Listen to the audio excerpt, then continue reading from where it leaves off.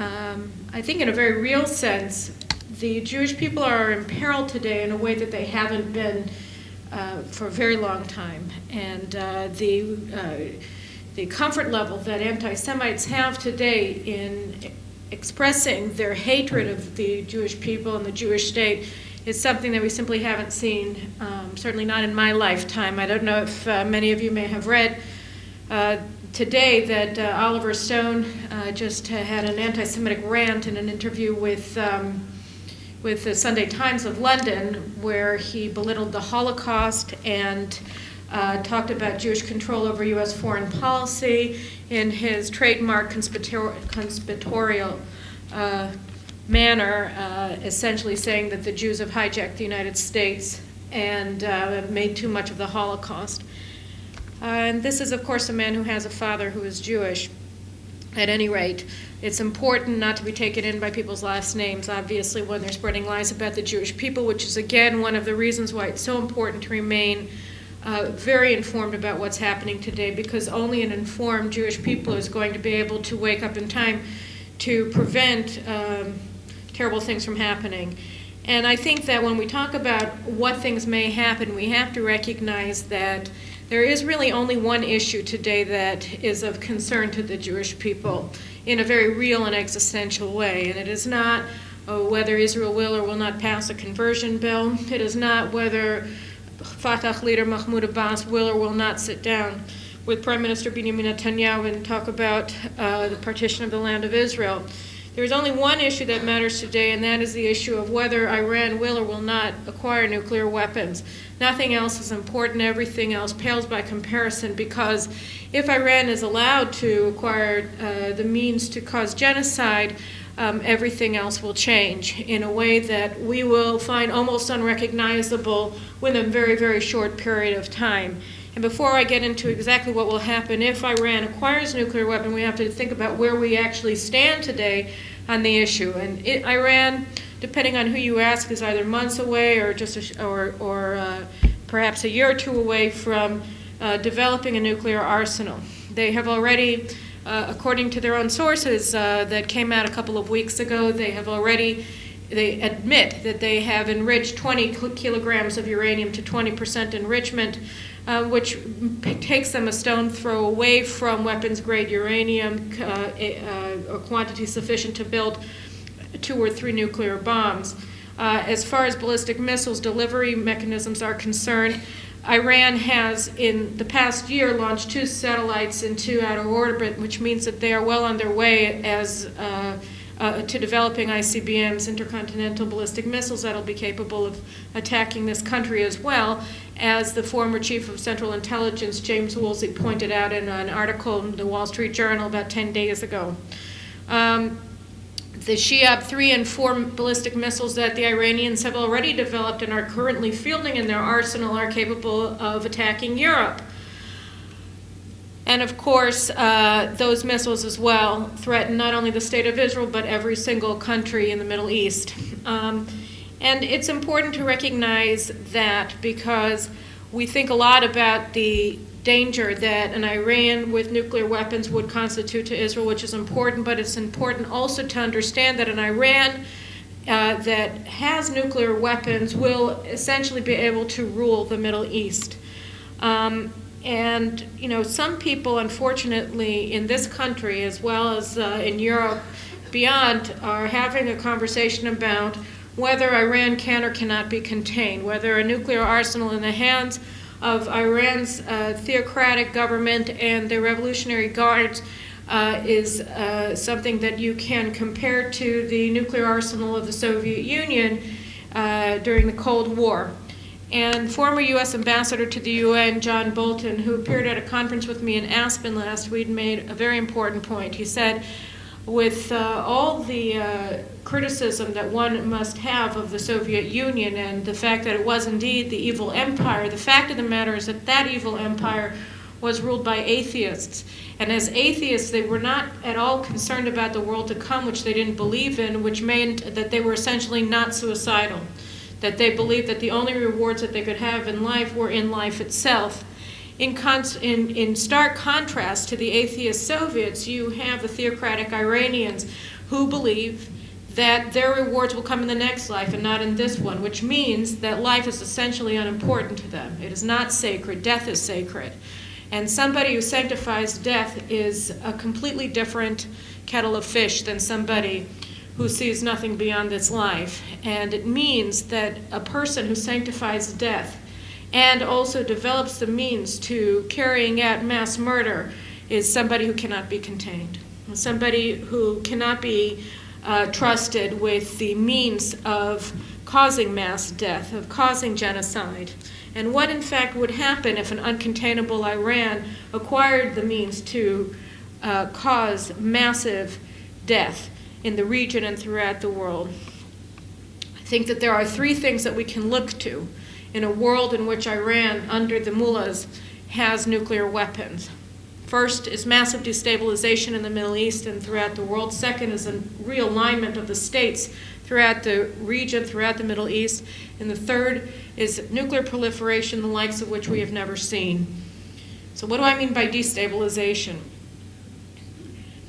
Today, Israel has peace treaties with two Arab states, Egypt and Jordan. We can assume that within short order, in the event that Iran acquires a nuclear weapon, both of those peace treaties will be abrogated. Why? Because a nuclear-armed Iran, fielding terrorist proxies, including Hamas and Hezbollah and elements of al-Qaeda that are operating under the Iranian nuclear umbrella, will be able to destabilize and overthrow any regime that lives at peace with the state of Israel. We already have, of course, in the past couple of years, several instances in which Hezbollah forces allied with the Muslim Brotherhood in Egypt have worked together to destabilize with the intention of overthrowing the Mubarak regime. Just a year and a half ago, there was a massive plot of Hezbollah to attack ships in the Suez Canal. And again, their stated intention was to overthrow the regime by causing mass economic privation through the closure of the Suez Canal to international shipping, which is the lifeline of the Egyptian economy. And those Hezbollah terrorists were represented by lawyers from the Muslim Brotherhood, which was an overt indication of the behind-the-scenes collaboration that we now have between the Muslim Brotherhood and Hezbollah, despite the supposedly unbridgeable Sunni-Shiite rift in Islam. And that is an important thing. Of course, Jordan's Hashemite regime, which is a minority regime, is threatened both by the terrorist elements inside of Iraq, which borders Jordan, as well as by the Jordanian people themselves, who feel that they are being oppressed and repressed by the minority Hashemite regime that was installed in Jordan by the British in the 1920s. These regimes, again, facing the possibility or the prospect of being overthrown by the likes of Hezbollah, Hamas, al-Qaeda, Muslim Brotherhood, will in all likelihood, in order to survive, abrogate their peace treaties with Israel. In the case of Egypt, specifically, you have an army that is based upon U.S. military platforms, U.S. military training. It is a conventional force unlike the force that fought Israel in 4 wars until 1973. This is a massive threat, and if you add to that the fact that Hosni Mubarak is likely going to die in the foreseeable future, we are dealing with something that is simply quite dangerous.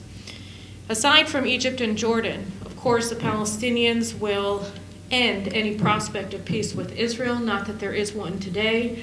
Any leader inside of Palestinian society that would be willing to sit down and talk to Israelis could reasonably expect to be killed, because an Israeli security guarantee is going to be worth a lot less when the terrorist organizations that are fighting Israel are operating under an Iranian nuclear umbrella. This destabilization inside of the Middle East is going to cause a realignment inside of not only Israel's neighborhood in the Levant, but also in the Persian Gulf. The ambassador to the United States from the United Arab Emirates said 2.5 weeks ago at a conference in Colorado that, in fact, the states of the Persian Gulf will abandon their alliances with the United States if Iran is allowed to acquire nuclear weapons, because whether it's Kuwait or Qatar or Bahrain, all of which are threatened by Shiite separatists inside of their own societies, American troops that are currently deployed in those states, as well as, of course, in Iraq and Afghanistan, will be ejected from those states very quickly, because those states will be afraid of being destroyed by the Iranians or overthrown by proxy armies fielded by the Iranian Revolutionary Guards, which will be able to attack at will anywhere they wish to, again, operating under the Iranian nuclear umbrella. So we're talking about massive destabilization and realignment of forces away from the West and towards Iran throughout the region. And of course we have the problem of nuclear proliferation, which we've already been seeing the beginnings of. Already today, as Iran approaches nuclear capability, we have the Saudis, the Egyptians, the Turks, and the Jordanians, as well as the Kuwaitis, if I'm not mistaken, all announcing their intentions of buying nuclear reactors, of developing nuclear reactors, signing deals to develop nuclear reactors with the likes of China and Pakistan and France and even the United States. This kind of nuclear proliferation means a couple of things. One is that even those who are calling for the overthrow of the Iranian regimes as the best long-term solution to the problem facing us due to Iran's nuclear weapons program cannot ignore the fact that even a post-regime, a democratically elected or in the best-case scenario, pluralistic pro-Western Iran, at this point would also field nuclear weapons, because the program itself is so near completion, it's impossible to imagine that a successor regime inside of Iran would abandon the program. And for the Sunnis in the Persian Gulf, regardless of who is in charge in Iran, the notion that Shiites will have the bomb and the Sunnis will not have the bomb is unacceptable. And therefore, if Iran, under any regime, is able to acquire nuclear weapons, the likelihood of a nuclear arms race inside of the Middle East is a certainty. And of course, from an Israeli perspective, although there is a distinction, it is a distinction perhaps in level, in degree, as opposed to in kind, between a Saudi Arabia armed with nuclear weapons or a post-Mubarak Egypt armed with nuclear weapons and an Ahmadinejad's Iran armed with nuclear weapons. It is an existential threat to the state of Israel because these countries are fundamentally unaccepting of the notion of a Jewish state in the land of Israel. So these are the dire consequences of an Iran armed with nuclear weapons that we are facing today, and we again are standing at the precipice of just such a likelihood coming about. The President of the United States and others talk about sanctions. We've seen recently a fourth round of UN Security Council sanctions were passed, and in the aftermath of those sanctions, the Congress of the United States passed sanctions, supplementary sanctions against Iran. And 2 days ago, the EU as well passed such similar supplementary sanctions against Iran. And we hear news reports about the Iranians screaming and moaning and saying that this is harming their economy, and we see indications that this in fact is true. But the time for these kinds of sanctions, the notion that these kinds of sanctions would prevent Iran from acquiring nuclear weapons was 7 years ago. Today it's too little too late. We saw in the fraudulent presidential elections last year that Iran's leaders do not hesitate to murder and torture their own people in order to get their way, in order to maintain their grip on power. And we can safely assume, after having watched that display of barbarism and self-hatred or rejection of the rights, the basic human rights of the Iranian people by the Iranian regime, that a bit of economic privation is not going to push them away from their clear objective of acquiring nuclear weapons. And so these sanctions, regardless of how biting or non-biting they may or may not be, are not going to change the fact that unless they are stopped, the Iranians are going to build nuclear bombs. And they already have and will continue to develop the delivery mechanisms necessary to wage nuclear war. In the face of this growing threat, burgeoning threat, and a threat to the security of the entire world, we see that the United States under the Obama administration, and indeed in the last 2 years of the Bush administration, has decided to shirk its responsibility for maintaining and guaranteeing the global security and the global order. The United States has shirked its responsibility and turned its back on its pledge to protect its allies in the Middle East, not only Israel, but the states of the Persian Gulf. And instead of behaving as one would have expected the United States to behave, the United States is behaving in a manner that we have come to expect the Europeans to behave, namely, shirking their responsibilities in their own defense, expecting somebody else, in this case Israel, to take care of the problem for them, and then threatening Israel lest it dare do what it needs to do in order to defend itself, as well as the United States and the rest of the free world, from the certain prospect of global war if Iran does in fact acquire nuclear weapons. And let's be very clear. Today, because of the abdication of global leadership by the United States of America for the past 4 years on the issue, the most pressing national security issue facing the leadership in Washington, there is only one way to prevent Iran from acquiring nuclear weapons, and that is by attacking with the aim of destroying or setting back significantly Iran's nuclear installations, or at least a minimum number of those nuclear installations in order to set back Iran a considerable distance from acquiring nuclear weapons. That is the only way, again, to prevent Iran from becoming a nuclear-armed power, is by attacking its nuclear installations. There is no other way today. There is no other way today. The Bush administration dithered for 3 years until it even began passing sanctions against Iran in the UN Security Council, and those sanctions, although binding, were never biting, they were never strong, and they never gave a very clear position to the Iranians that this in fact was unacceptable, as former President Bush said repeatedly it was. Current President Obama has never made a serious case for why Iran will be prevented, or why he has any credibility on the issue of preventing Iran from acquiring nuclear weapons. Indeed, despite the fact that he signed the sanctions bill passed by Congress, and despite the fact that he supported and indeed sponsored the sanctions resolution that was passed in the UN Security Council, President Obama continues to maintain faith with his appeasement policy towards the Mullahs. Only last week, again, the Iranians rejected still a new American attempt to sit down and negotiate with them. According to Iranian and Swiss news agencies, the Swiss ambassador, which has represented U.S. interests in Tehran since 1979, transferred a request from U.S. members of Congress to meet with their Iranian counterparts last week. This means that despite all of the bluster, all of the statements that the United States has now turned a corner on Iran and is in fact understanding just how devastating a nuclear-armed Iran would be, both for fundamental U.S. security interests, as well as the fundamental security interests of a whole slew of American strategic allies, the United States under the Obama administration fundamentally rejects two things. One, the notion that Iran is a true threat, and two, that the United States has to do something about it. So where does this leave us?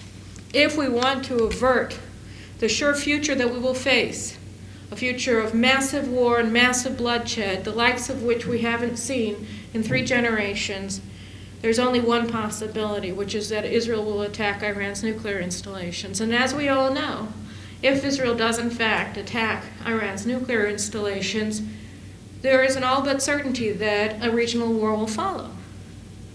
Because if Israel attacks Iran, then Iran's proxies, Syria, the entire country, Lebanon, and Gaza, at a minimum, will attack Israel.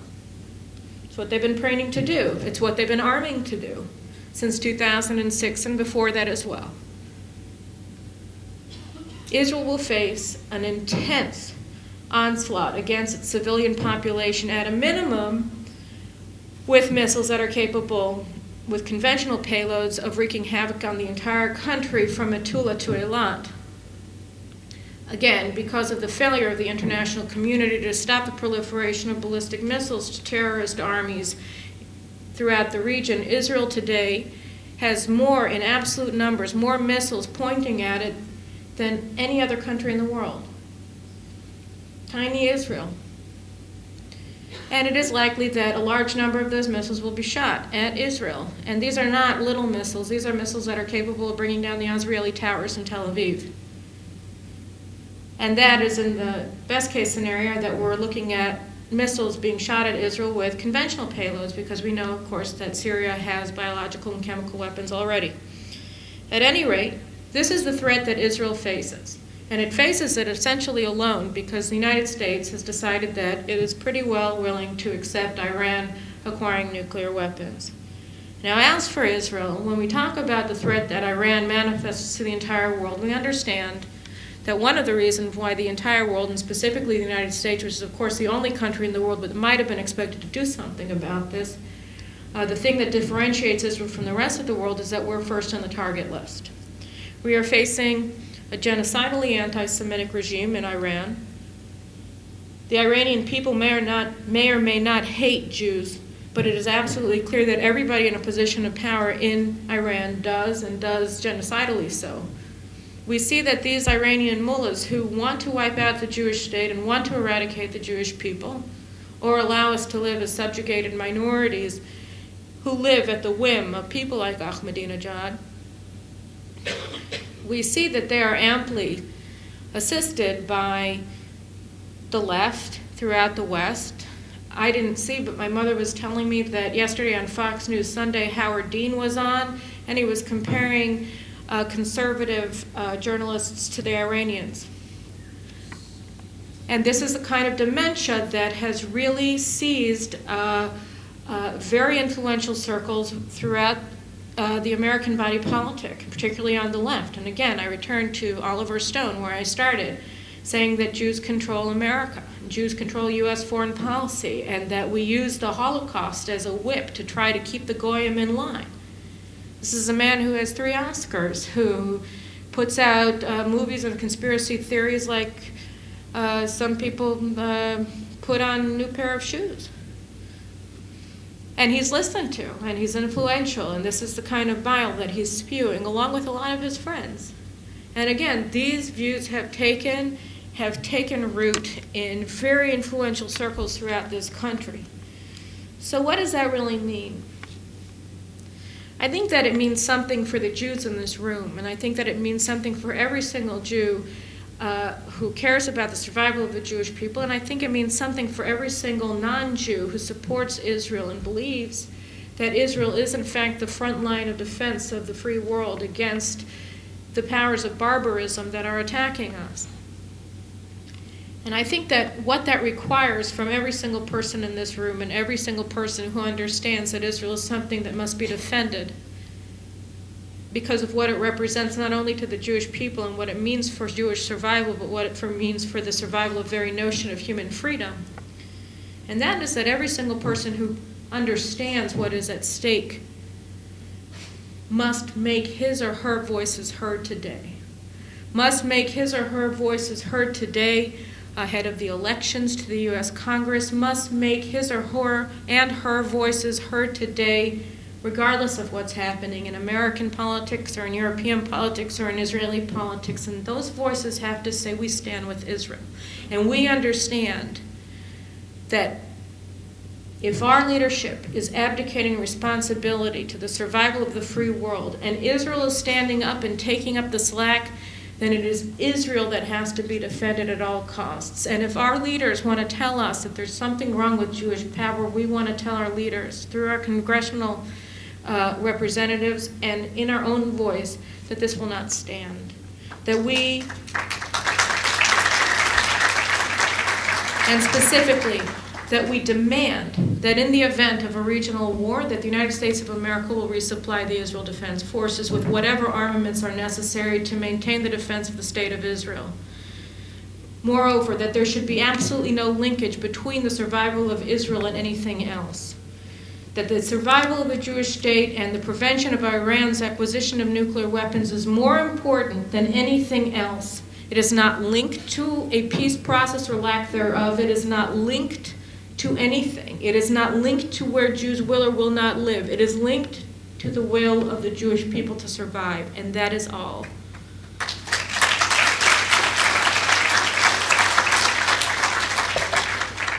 These are things, as Sheldon Berman shows with his fine example of his Israel advocacy letter every week, that every single person can do.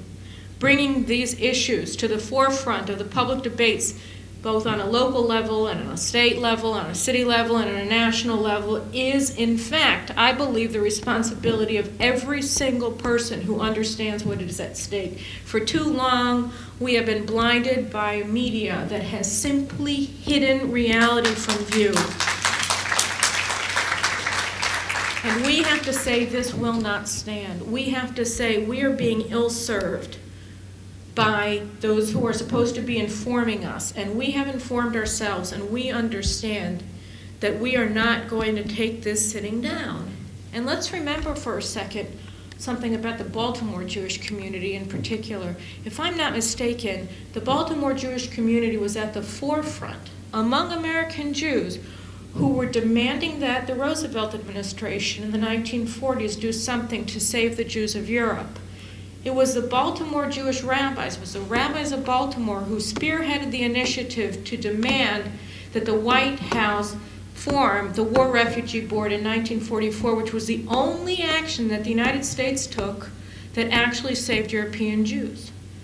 You are the sons and daughters of a proud legacy in this city, and I think that not only the proximity to the nation's capital, but in general, the understanding of what is at stake should really be inspiring you all to do what needs to be done throughout the American Jewish community. And I see, just from the statements that I heard regarding Mr. Berman, but generally about what happens in this community, that you are all very well placed to do what has to be done. This is not a time for celebration, although the Jewish people always remember that it's important to celebrate our luck in being members of our great people. And on the 15th of Av, that is always a day to remember what it is that makes us so worth defending, because it's a day that we spend trying to prolong our Jewish peoplehood through love and marriage and family. And we have to remember what it is about ourselves that is worth defending, and look at who we are as a people, both in the diaspora, both in exile and in the land of Israel, and recognize that this is a time to stand up and be counted as Jews and as people who value the concept of the sanctity of life and of human freedom. And I know that despite the lateness of the hour, we are going to be able to emerge victorious from the challenges that we face. So I thank you very much for your time and for your commitment.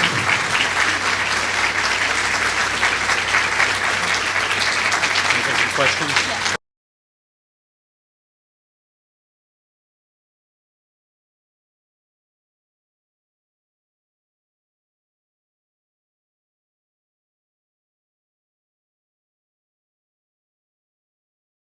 Well, I think that there is an atmosphere of dread in Israel right now because when the United States abdicates its responsibility to global security, it leaves an enormous vacuum that nobody can fill, and it is a terrifying state that we are living in right now. That when the United States is behaving as it is today, it is terrible, and this is something that is felt not only in Israel, it's felt by American allies throughout the world, both threatened and not immediately threatened. Everybody is feeling pressured by what has happened here in the United States. I think that we are in a synagogue, and it is important to put things into perspective because we do have the wisdom, the collective wisdom of thousands of years of Jewish history at our fingertips. And one of the things that I was always impressed by was the statement in the Talmud that said that the year before the Messiah comes will be the year of the dog. And I was mainly impressed by it for many years because I have a dog, and I understand what it means because my dog. They say that it means that the leaders of Israel are going to lead like dogs, and dogs don't lead. They walk ahead and they wait for their master to tell them what direction to go in.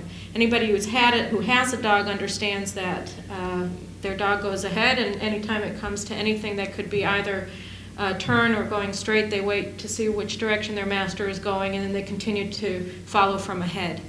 And I think that at this time, when we think about what it means, we have to understand that just like our dogs, our leaders are only as strong as we are. And the stronger that we are as a Jewish people, the stronger our leaders will be. The more courage we show as a Jewish people, the more courage our leaders will show as the leaders of the Jewish people. And that is why I think it's incumbent on every Jew to act as though he or she is the leader of the Jewish people, because, again, it is a responsibility of every single one of us to ensure the survival of all of us. And I think that the stronger we are, the stronger we can expect our leaders to be. And that's why I come to you with such a demand that each and every one of you stand up and be counted today. I'm not saying do something easy, I'm saying do something hard. A question that was passed to me, Carolyn, obviously responding to your eloquence, was that the fact it seems to be that strong speakers, strong voices for Israel are lacking in the media, and is there any prospect for you to take a more formal role as actually a representative of the state of Israel to present the sort of message you gave to all of us tonight? Again, if strong voices are absent from the media, then that means that I should stay where I am. So I'm not planning on going anywhere anytime soon. Yes, sir, you in the back. What role does the Israeli nuclear capability, what can that add to the conflict in Iran? You know, I'm not quite sure because, again, you're getting into a question of deterrence. And I have a problem with the issue of deterrence because I don't believe that Iran is deterrable. And so, if you were dealing with a successor regime in Iran, or if you were dealing with simply the prospect of a nuclear arms race inside of the Middle East, or throughout the Middle East, or in a number of countries in the region, I think that then the question of an Israeli deterrent would become more central, and the issue of gaming, what it would mean, would become more relevant. But because of the nature of the Iranian regime, and because of the prospect for change in the nature of some of the other regimes in the neighborhood, and particularly Egypt is of concern, I think that the issue of deterrence is not relevant. And as to the operational capacity that Israel may or may not field, I'm not equipped to answer that question. Yes, sir.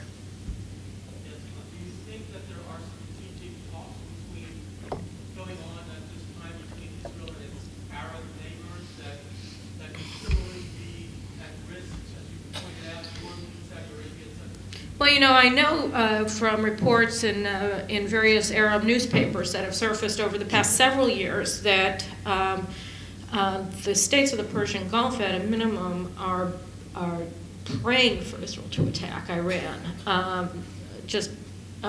The one that comes to mind is one that came out of a Kuwaiti paper about 9 months ago saying that they're hoping that Israel attacks Iran's nuclear installations. And I think that those reports that come out from the Arab media and statements like those made publicly for the first time, actually, by the ambassador to the United States from the United Arab Emirates, I think that what those public statements show is that beneath the surface there is extreme interest and support among Israel's neighbors in the Arab world, and particularly in the Persian Gulf, for an Israeli attack. And I would assume that as a consequence, we're facing a situation today that might be, in a way, parallel to the situation in 1956, when, again, the United States sided with the wrong side, and they sided with Nasser when he nationalized the Suez Canal against America's primary allies, France and Britain and Israel to a lesser degree. And the fact was that particularly England was no ally of Israel. I mean, the British only recognized Israel in 1950, and they were they were fighting on the other side with the Jordan Legion, whose commanders were all British, and that was Israel's most formidable foe in 1948. So the British were no allies of Israel at that time, nor are they today, but the French were. But these two countries got together with Israel to fight Nasser. And I think that you might see a similar thing now. What troubles me, of course, is that the American role in 1956 was extremely destructive. I understand that Eisenhower, in his memoirs later, said that the thing that he most regretted in his presidency was the way that he handled the Suez crisis. I'd like to hope that there will be enough support, popular support for Israel in the aftermath of such a strike, that the Obama administration would feel less comfortable taking action against Israel than the Eisenhower administration felt in 1956. Yes, sir. Do you feel that the groups such as J Street creates a danger for policy of America towards Israel? Yeah, I think that J Street is a very problematic organization because they claim to be pro-Israel, but they're anti-Israel. And everything that disguises what its true nature is in lies is a problem in and of itself, regardless of what they're actually about, whether they're about, keeping poor people down by pretending to help them, or whether they're about harming U.S.-Israel ties by pretending to support them.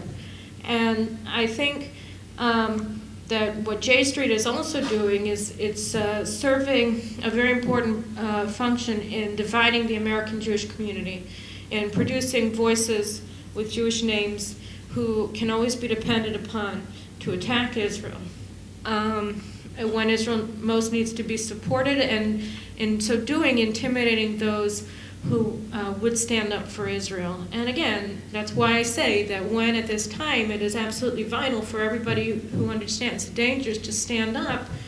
Again, that's why I'm saying this is no mean task. This is not something easy. It's something that requires courage, because you see that supposedly in your own camp are people who are actually pulling for the other side. And so it's a very difficult situation to be in. You know, I was embedded with the U.S. Army in 2003 with the 3rd Infantry Division during the invasion of Iraq, and it was a real privilege for me to be with the members of the U.S. military at that time, and to get to know them under fire. And I remember this conversation that I was having with one of the sergeants there, who's African American, and he was talking about how proud he was of his Southern heritage. And I said, you know, it's really interesting, because in my mind, being a Southerner always meant being a racist and hating black people, and here you are saying, you know, what a proud son of the South you are. And so he said that since the Civil Rights Movement, you really haven't seen a lot of overt racism in the South. He said, what we deal with now is sort of more insidious, because you never really know what somebody thinks of you, because nobody will tell you straight out. He said, in a way, it was more comforting before the Civil Rights Movement, because people were open and in your face about hating black people, and now they aren't, and you don't know who you're dealing with anymore. I said, oh, so now you're telling me that anti-black bigotry has taken on all of the manifestations of anti-Semitism. And, you know, it's a problem. People say that Jews are paranoid, but if we're worried that people are motivated by hatred of Jews, because they'll never admit it. But I think that what we really have to look at is what is the message, is recognizing what the reality is, what the threats are against Israel and against the global order today, and judge people by where they stand. And if they're essentially taking the side of Ahmadinejad against the Jewish people, then they are hateful towards the Jewish people, because they are siding with a man and with a movement and with an ideology that would see every single one of us dead. And you don't have to use the K word against somebody in order to be an anti-Semite. All you have to do is side with the Iranians against the Israelis. Yes? Assuming that I just want to mention we'll take a couple more questions before we break for dessert. Go ahead. Assuming that Israel is going to have to attack Iran in order to destroy their nuclear capability, are there actions on the domestic Israeli front that you foresee that would need to be achieved at this point to show their potential seriousness in this direction, perhaps whether it has to do with strengthening certain activities on the Lebanese or Syrian borders, or tit-for-tat reactions to rockets landing in Sderot and in southern Israel? Are there things of that nature that might show some sort of seriousness that would somehow change this equation? Look, the problem is that if Israel were in a position to take the kind of initiative it ought to be taking, it should have long ago obliterated Hezbollah's weapons stores and Hamas's. If we want to prevent Syria's, if we want to prevent a massive attack, then we should be attacking preemptively. The problem is, and that is the way to preserve the most life. It is for the good guys to take the initiative, not to allow the bad guys to take the initiative and control the battle space. Unfortunately,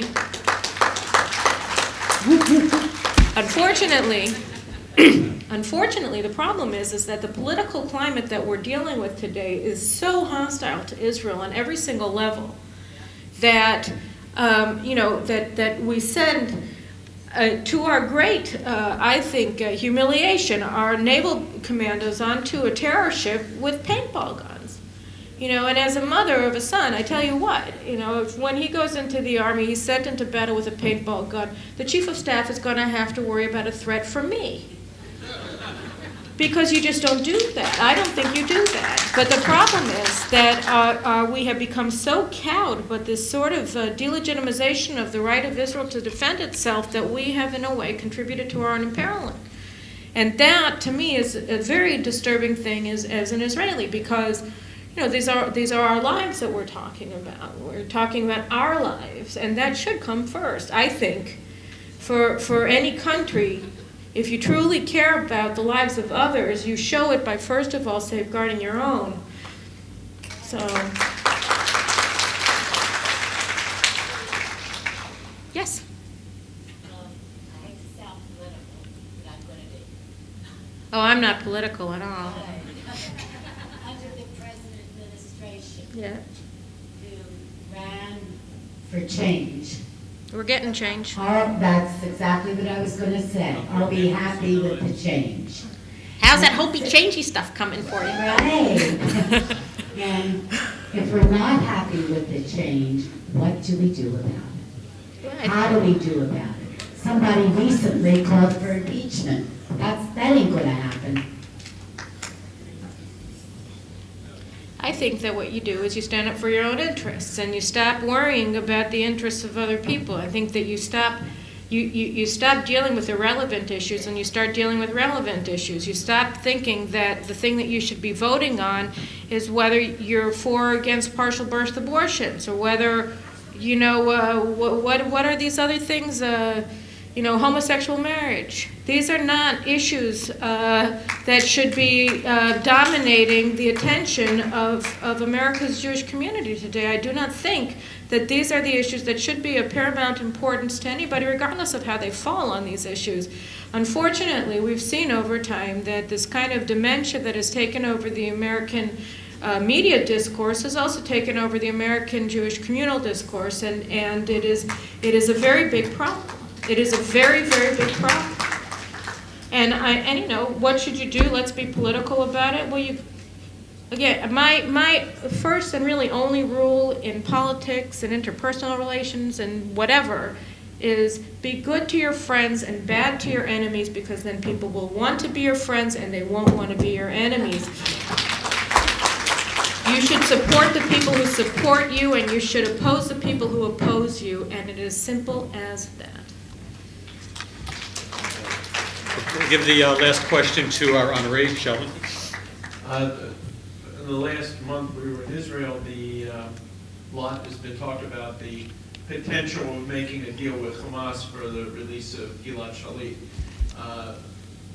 I think I read somewhere that's what you need leadership for, and it's a tough decision. As a father who had a son in the IDF, and certainly when we were in Israel, most of our friends have either children currently in the IDF or have been in the IDF, and certainly want their son. And I think everybody, even that opposes any deal, says this is still my son. And I don't think there's anybody in Israel that doesn't want to see him released. But when they're talking about 1,000 or 1,100 terrorists, I think that the price sounds very high. And is there anything out there that you know of? I mean, you're not going to give us anything that's secret, but tomorrow, but What's the, what's your feel from, as a reporter, as to what are these deals and We've seen that, first of all, Prime Minister Netanyahu gave a speech where he said that the price was too high, that there is such a thing as price being too high. And I think, we have to recognize a couple of things, and one of them is that we are being extorted, we are being blackmailed. And as Sheikh Yassin, the founder of Hamas, and I actually think he shouldn't be called a sheikh because he really was just a murderer in a wheelchair, but he as he said, he triumphantly declared that they will destroy the Jews because the Jews sanctify life and they sanctify death. So I think that, the fact that we're having this discussion in Israel, that this is not the first time that we've had it, we've had it repeatedly, and we've come down, I think, on the wrong side of the issue repeatedly, specifically since 2000, but even before that, in 1985 with the Jibril deal and in other instances. We had it right in the 1970s when we said we don't negotiate with terrorists. And unfortunately, in recent times, we haven't stopped negotiating with terrorists, and as a consequence, we've become weaker and weaker and weaker and weaker. And we see our domestic discourse in Israel dominated by this kind of defeatism. And not only defeatism, but also derangement, where the life of one soldier who is supposed to be protecting the country is put in front and made more important than the lives of thousands of other people whose lives are in the balance. And the only difference between Gilad Shalit and 1,000 other Israelis is that we know his name already and we don't know theirs, but they will die if we do this deal. And we have to have a responsibility for those who have not yet been killed, and we have to have responsibility to those who have not yet been kidnapped. When we think about this, and our whole discourse on Gilad Shalit is misplaced. We call him a POW. He is not. He is a hostage. He is being held hostage. He is being held incommunicado by a terrorist organization in Gaza, and has been for 4 years. And we have to recognize who it is that we're dealing with, and not act as though when we hear Mahmoud al-Zahar or one of these other murderers on television saying, well, Israel just isn't showing enough flexibility, that, first of all, what is this man doing in my television? Why am I listening to anything that he has to say, and why is he still alive? These are the questions that we should be asking ourselves, because all the other questions that we ask ourselves about this situation only embolden them both to continue to keep Gilad Shalit in captivity and to move on and attack and kill more and more and more of us. The problem is that, in the media environment that we live in today, where what sells is, one picture or one thing, and it's all immediate gratification, instant gratification, and you want to get that headline that's screaming and dramatic.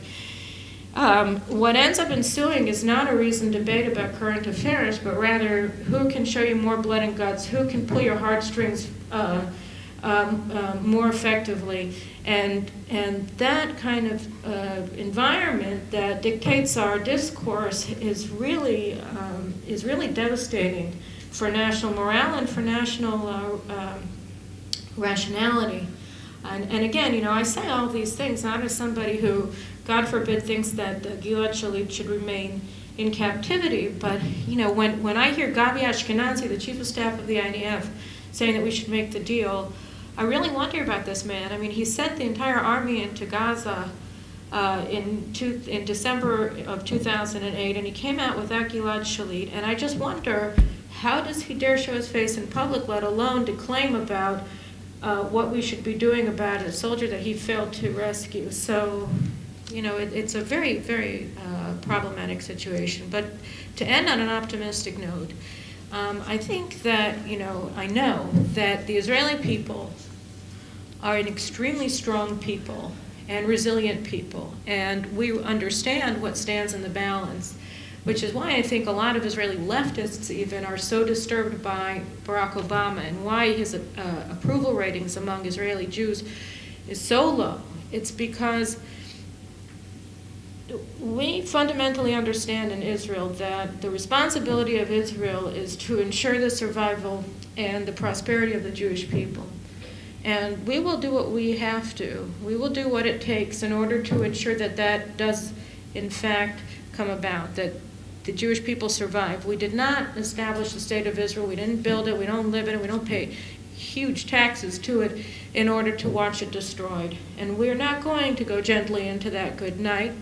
And I don't think that the Jewish people in the diaspora should go gently into that good night either. And I think that you can trust the Israeli people to stand up when all other options have been exhausted. And I would expect that you'll stand with us, and that's how we're going to continue on to the next generation. Thank you.